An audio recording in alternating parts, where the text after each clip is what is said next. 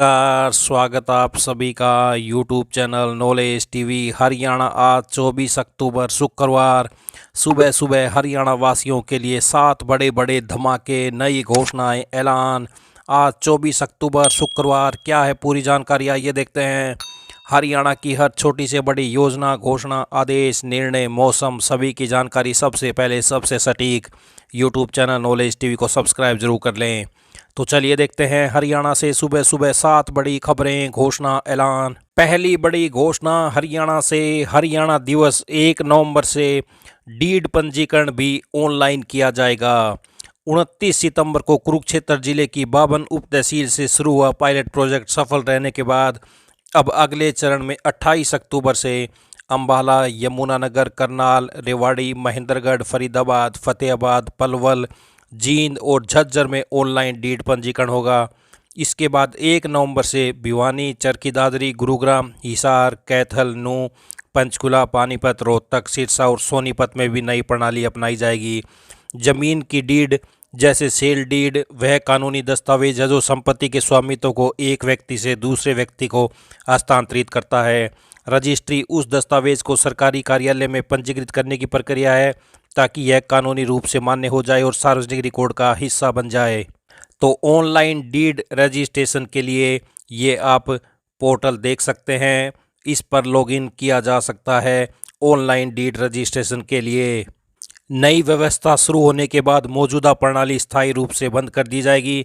इस सुविधा के बाद हरियाणा देश में 100% कागज रहित संपत्ति पंजीकरण प्राप्त करने वाला पहला राज्य बन जाएगा। नागरिक सुरक्षित ओटीपी प्रमाणीकरण के माध्यम से अपनी पहचान पंजीकृत और सत्यापित कर सकते हैं। वित्त आयुक्त डॉक्टर सुमिता मिश्रा ने बताया कि नई प्रणाली आवासीय, कृषि, सरकारी, पंचायती और रक्षा स्वामित्व वाली भूमि, अपार्टमेंट की बिक्री और सह स्वामित्व हस्तांतरण सहित सभी प्रकार की संपत्ति को समायोजित करती है। तो नागरिकों और संपत्ति डीलरों को सलाह दी जा रही है कि वे इस समय नए स्टैंप न खरीदें क्योंकि कागज रहित प्रणाली भौतिक स्टैंप की आवश्यकता को समाप्त कर देगी।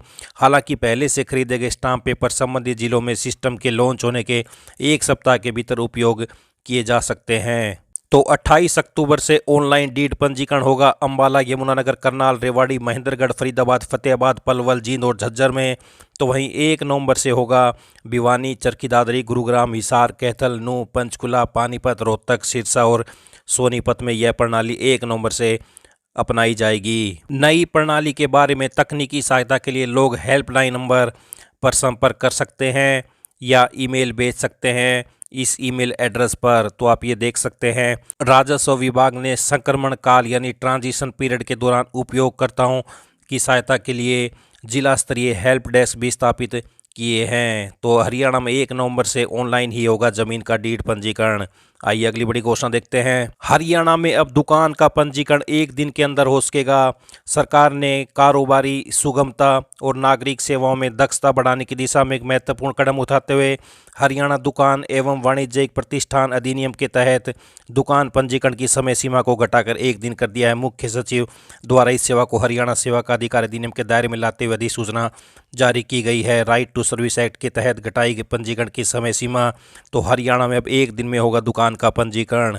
आइए अगली बड़ी घोषणा देखते हैं। हरियाणा में एससी और बीसी विद्यार्थियों को दी जाने वाली स्कॉलरशिप के लिए विद्यार्थियों का बैंक खाता आधार से लिंक होगा। मुख्यमंत्री नायब सैनी ने समीक्षा बैठक में निर्देश दिए हैं। मुख्यमंत्री ने कहा प्रदेश के किसी भी विद्यार्थी की स्कॉलरशिप राशि न छूटे, अधिकारी इस काम को सुनिश्चित करें। केंद्रीय मंत्रालयों के द्वारा चलाई जा रही स्कीमों की जानकारी लेने के लिए संबंधित मंत्रालयों के अधिकारियों के साथ तालमेल बिठाने के भी अधिकारियों को निर्देश दिए हैं। सीएम ने मीटिंग में कहा कि स्कूल और कॉलेज भी योजनाओं की जानकारी विद्यार्थियों को देकर स्कॉलरशिप के ऑनलाइन फॉर्म भी भरवाना सुनिश्चित करें।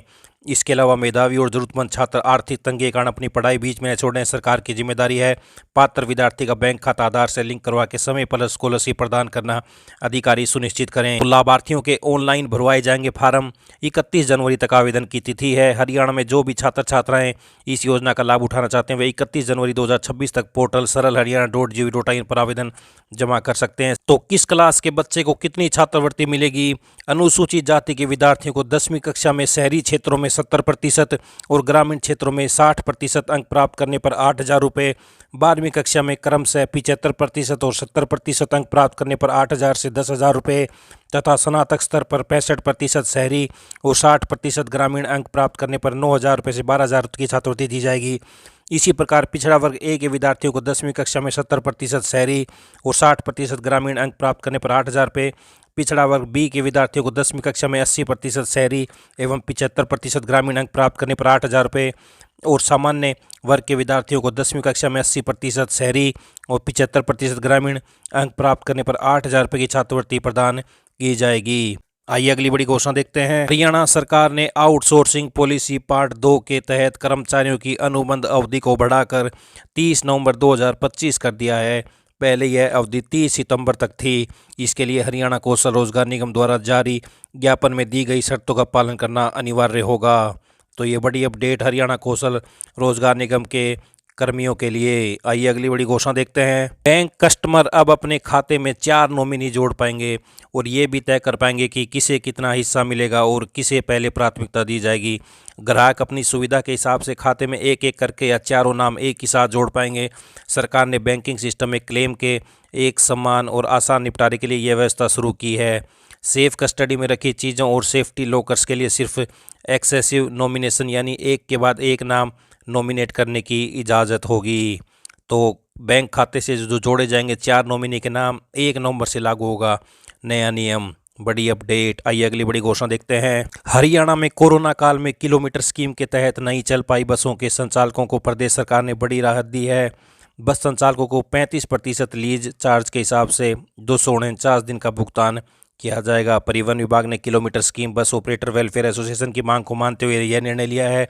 राज्य परिवहन निदेशालय की ओर से जारी आदेश में कहा गया कि लीज पर चलने वाली 700 बसों के लिए 249 दिनों का फिक्स्ड कंपोनेंट भुगतान किया जाएगा। यह भुगतान 2 चरणों में किया जाएगा। पहला चरण 18 मई 2020 से 23 नवंबर 2020 यानी 190 दिन का। दूसरा चरण 3 मई 2021 से 30 जून 2021 तक 59 दिन का रहेगा, यानी कुल 249 दिनों का फिक्स्ड कंपोनेंट भुगतान जारी किया जाएगा। तो ये बड़ी अपडेट। कोरोना काल में नहीं चल पाई किलोमीटर स्कीम की बसों के संचालकों को अब मिलेगा किराया।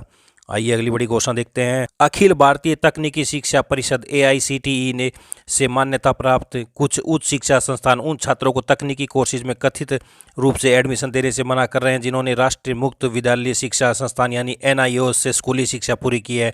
यह मामला संज्ञान में आने के बाद AICTE ने ऐसे संस्थानों को कड़ी चेतावनी जारी करते हुए कहा कि NIOS भारत सरकार के शिक्षा मंत्रालय के तहत एक स्वायत्त संस्थान है जिसे CBSE समेत अन्य राष्ट्रीय और राज्य शिक्षा बोर्ड के बराबर मान्यता प्राप्त है। तो ओपन स्कूलिंग से पास स्टूडेंट्स को दाखिल न देने पर संस्थानों को चेतावनी।